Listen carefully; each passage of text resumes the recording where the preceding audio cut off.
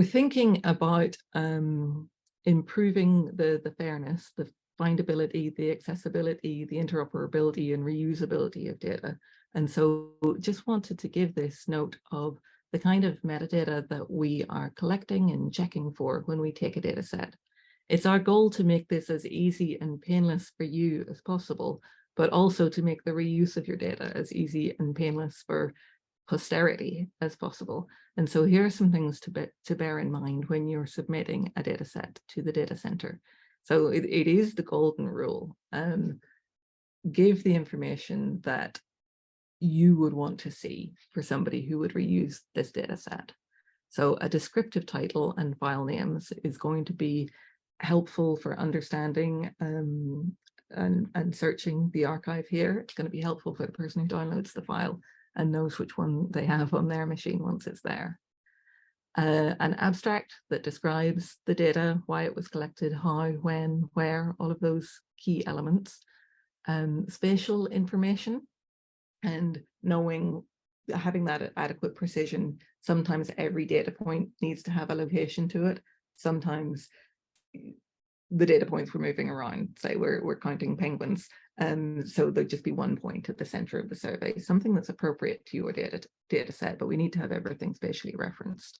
We also need temporal information, so you can either tell us what season you collected these data in, or you can timestamp every measurement depending on what kind of work you're doing. All the variables need to be defined and appropriate units stated. Don't make any assumptions. We need a description of the acquisition and the processing methods so that people understand what they really can interpret out of these data, and describe any known limitations. It's fine if one of those samples disappeared, but note it down so that somebody doesn't spend all their time looking for the data. There's a lot that you can do to help people by describing simple limitations of the data. We collect all the publications that came from your award on the project page, but it's really useful if you can include links to publications that are specific to the data set on the data page. This is particularly helpful because a lot of the methods and the understanding of how things came to be are in the paper. So don't just shout out to the paper. Give us all the rest of this information for completeness of the data holdings, but it's really great to include that link. And then keywords are incredibly useful for helping discoverability of data. So just some thoughtful keywords about questions that you're asking and the methods that you used, so that somebody who is doing that kind of work will be able to find what you've already done. So once you've done all that, you've searched for data, you've registered your project, you've made discoveries, you've deposited the data sets, you have new questions and you're going to write new proposals. And we know from people who have put in questions ahead of the webinar that there is a need to understand, how do I write a proposal? What are my obligations in my data management plan particularly? And it is our role to support all those obligations. So it's useful to take some time to sit and think about what they are, and then I can explain to you what it is that we do to try and support what you need to have completed. So there's a Dear Colleague letter that I include the link to up here, that is from the Office of Polar Programs, talking about data code and sample management policy. You can read through it and see exactly what's asked of you, but I've pulled out some highlights here. So essentially, every proposal has to have a data management plan in it. And the purpose of a data management plan is to describe how the project will provide open, ethical, and timely access to quality controlled and fully documented data, samples, software code, and products during and at the conclusion of the project. Some of the highlights of that are the requirement that all of the products of your research be deposited in long-lived and publicly accessible archives. So USAP DC is one of those, and it's not the only one of those. You can use the one that's most appropriate for your products. There's a timeline that's written into to this letter. So data are expected to be in that archive within 2 years of creation, or by the end of the award, whichever is sooner.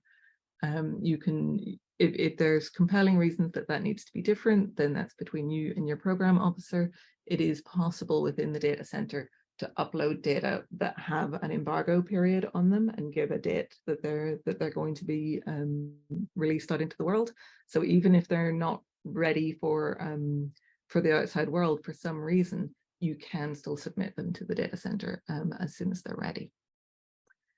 And this other note, that data management plans that rely on self-publication on your own servers will be considered non-compliant. So don't put that in your data management plan. Let's find another way. And the Antarctic specific component of that DCL is that upon the award, the awardee must create a project page, which I've already talked about, at the Antarctic Program Data Center. You should include the data management plan that you took such care over writing. It's a really useful thing to put on your project page. Before you've done the work, people can see what you're going to do. It really opens up a chance for people to collaborate before all the data have already been collected. It's also a very handy way for you to compare the data management plan against the products that you make. And it's incredibly helpful for new researchers who are coming in and writing proposals for the first time to see some examples of what successful data management plans look like. So please do upload your data management plans to your project pages. That is going to help everybody. If you're not sure how to create a data management plan, there are tools that are designed to help you. I've shown a couple of them here. There's one that we linked from the page.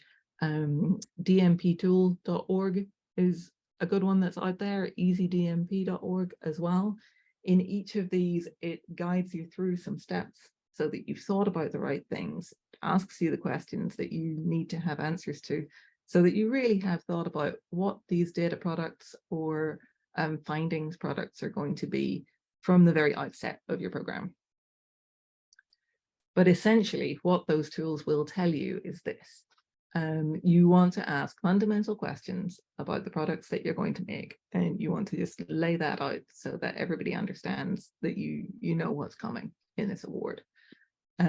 So you need to know what the format of your data products will be and what the expected volume will be. It doesn't have to be precise. We're interested in whether it's megabytes, gigabytes, or terabytes, and whether we might need to be asking for more drives to support that.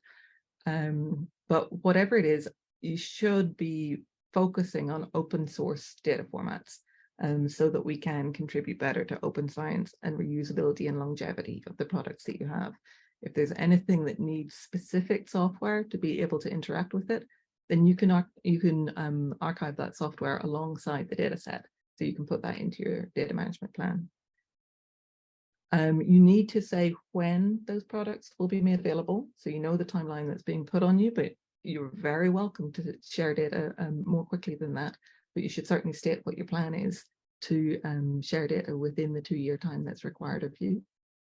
Where will they be archived? Will they be at the USAP DC? Will they be somewhere else? Who on your team is responsible for making that happen? And what will the license for the data products be? I mentioned before that we have a default license that when you submit data through us, CC BY is the standard, which is that you have to give credit to this data set when you reuse it. You have to cite it, but you can use it for anything. If there's reasons that you need another license, there are other options that are explained in our submissions form. So you can explore that if you need to. I offered an example here just of some of the kinds of products that you might need to be thinking about when you're making the management plan, and some of the questions that come up for each of them. At the data center, we don't hold any physical samples. So there's definitely a different archive that you'll need to send those to, but the metadata about samples like that would be submitted to us to hold all of your metadata in one place. We do, however, have a lot of data from different projects. We have software from different projects, and there you can link into your GitHub if you want there to be a living current version that's accessible from your project page. You can also give like one static working version that is just formally archived there as well, maybe the one that you use to write the paper. So there's different ways of archiving software. We can take curriculum material or broader impacts material that you've generated. Those are products, and they might need to be connected in with all the rest of the work that you're doing. So do think about how they will have a long life as well. And then there's capacity to take in other things, workflows, reports, other products that might come from your work. As I mentioned at the start, we have a really broad array of working disciplines that are represented within the Antarctic program. And so it would be surprising if there was a project that needed all of these things, but think about what it is that your project needs in your data management plan. And then these are the ways that the data center is supporting those obligations.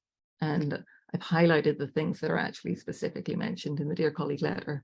So first of all, the project page that you will register your project on as soon as it's awarded.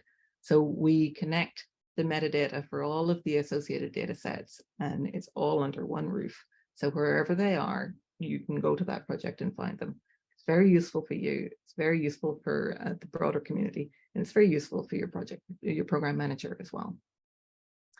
A specific component of Antarctic work is the data obligations under the Antarctic Treaty. There are a lot of different data archives for Antarctic data. Different national programs have them. In the US, there's USAP DC, there's the NSIDC that takes a lot of NASA-funded data. All of these share their metadata into a common directory. And that's one of the data sharing agreements under the Antarctic Treaty. We take care of that for you. So once you've registered your project, your AMD entry will be automatically made by us. It will be linked from your project page, but you don't have to worry about that. As long as you've registered your project, that gets done. And then for dataset submission, as I've said before, you can archive that data directly at us, or you can go to a discipline-specific repository. We collect all the metadata, so it's all in one place. We have a curation process, so we do go through and we check that you are meeting those basic standards that I described earlier. And we'll go back and forth with you a little if we need to, just to say, I'm a layperson and I didn't understand this. Or what units were you using? So we can help check that those are going to meet the sort of baseline FAIR requirements. We connect the README, the high quality detailed documentation directly to your data files, so they'll follow each other through the system. And then we issue you with the DOI, and in the submission you automatically will select a license. So a lot of the things that are required of you will happen automatically just by interacting with the USAP DC. And that was the overview of the data center that I had to offer you. So you know a little bit about how to search for data on the data center. You know when you'll be required to register a project on the award in the first year of the award and what that project page will look like. You know how to deposit data, and you know some of the best practices of what a data set should look like and what its metadata should look like, so that when it comes to writing a data management plan for a new award, you know what you should have thought about and you can describe each product and really impress your program manager and your reviewers and do good, long-lived science.